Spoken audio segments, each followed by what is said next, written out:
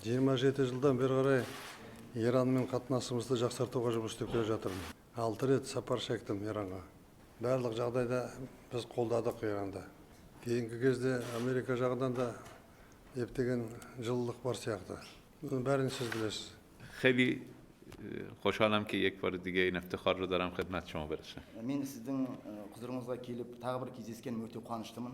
سلام های گرم آقای دکتر روحانی رو خدمت شما ابلاغ میکنم و سلام رهبری ایران. Доктор Рухани мырзаның және еліміздің көсемінің сізге деген ыстық сәлемін жолдағым келеді.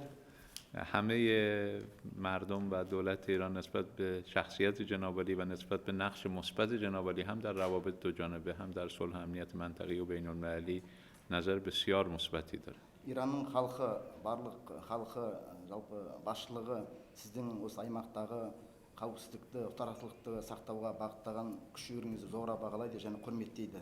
همونطور که در جلسه گفتم نقش شما در برجام و همینطور نقش شما در روند آستانه برای سوریه بسیار نقش اساسی و محوری بوده.